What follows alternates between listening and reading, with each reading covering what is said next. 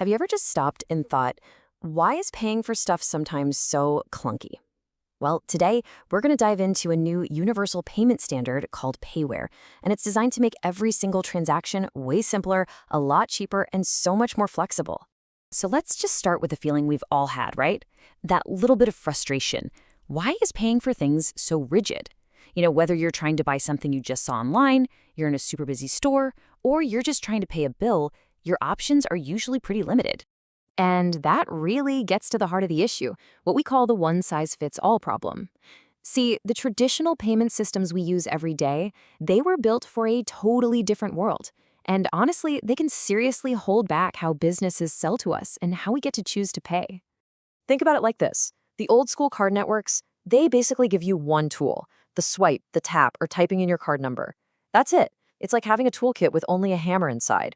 Sure, a hammer is great for nails, but what happens when you need a screwdriver or a wrench? You're just stuck. And that single method just doesn't work for all the different ways we buy things today. Okay, so this is where a completely new way of thinking comes into play. It's leading us towards what you could call a multimodal payment future. The payware standard isn't just another app or another card. Nope, it's the full toolkit we've been needing, designed from the ground up to give us the perfect tool for any job. So what on earth does multimodal even mean? Well, it's a universal standard that lets a payment kick off in a bunch of different ways. And the key word here, the most important one, is optimized. It's all about using the absolute perfect method for every single customer, every sales channel, and every unique situation, while, and this is key, always keeping you, the buyer, in complete control. And that brings us to the main event, the 7 ways to pay. We are about to do a deep dive into this brand new toolkit, and we're going to go through it method by method. First up, an old friend, the QR code. You've seen these everywhere. It's amazing to think this started out just for tracking car parts, and now it's a super common way to kick off a payment just by pointing your phone's camera at a little black and white square. And its real strength is just how versatile it is. I mean, it's perfect for a lightning-fast checkout in a store. It lets you pay your bill right there at the restaurant table, no more waiting for the server, and it can even turn a boring old magazine ad into an instant point of sale. That's a game changer for ad efficiency. Okay, method number 2 is NFC, which stands for Near Field Communication. You know it as the magic behind tap to pay. Whether you're tapping your card or your phone, this method is all about one thing: pure, unadulterated speed. Just think about all the places where speed is absolutely critical. NFC is the champion in busy spots, like subway turnstiles, vending machines, and getting into a concert. Shaving just a few seconds off every single person's transaction time, that adds up to a huge difference.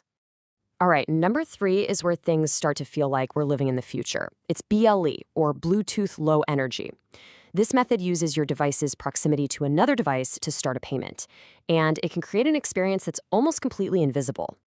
I mean, this is what truly frictionless commerce looks like. Imagine just walking out of a store and your items are paid for automatically as you leave, or driving out of a parking garage without ever stopping to mess with a ticket or a credit card. That is the incredible power of BLE. Now for method 4, we have something called SoundBite. This is a technology that uses an audio signal, a sound, to transmit payment data. Now, to be perfectly clear, this sound is in the normal range of human hearing, and most importantly, it always requires your active manual approval to start a payment. It is never, ever automatic. This unlocks entirely new ways to sell things. Picture this: you hear an ad on the radio or on TV, and you can instantly buy that product using a sound trigger from your phone. That creates a direct, measurable sales channel right from broadcast media. It's also got massive potential for improving accessibility. Okay, let's move on to our 5th tool in the kit, the classic barcode. It's a classic for a reason. It's universally understood, it's incredibly reliable, and it's been trusted for decades. Yeah, the barcode is really the reliable workhorse of commerce. It's perfect for your standard retail checkout, for paying that utility bill that shows up in your mailbox, or for managing tickets and logistics. It's simple, everybody gets it, and it just works every time. Method number 6 is something you use every single day: the link.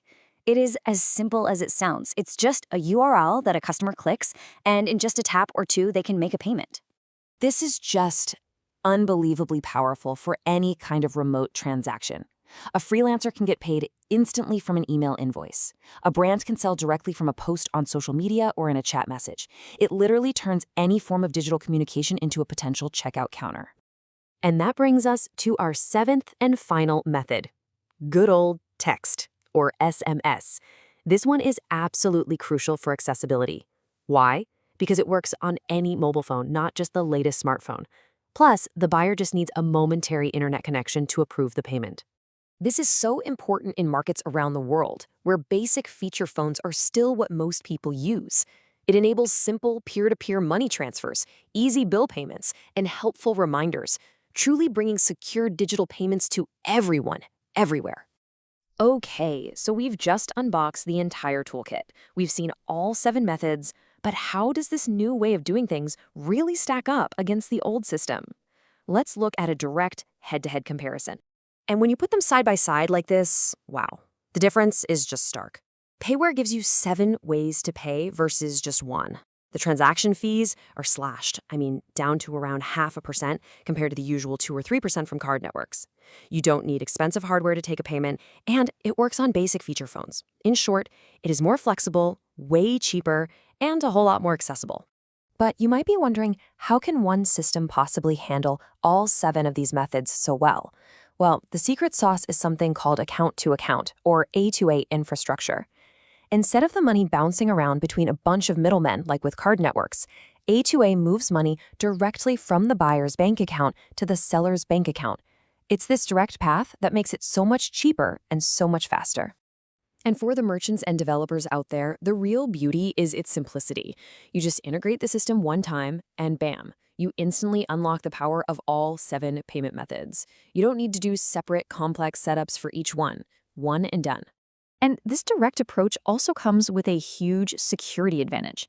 Because it's a direct bank-to-bank transfer, no sensitive information, no card numbers, no expiration dates, nothing is ever exchanged between the buyer and the seller. It's just a fundamentally more secure way to build a payment system with end-to-end encryption baked into every single method. So all of this leaves us with one final and, I think, really exciting question.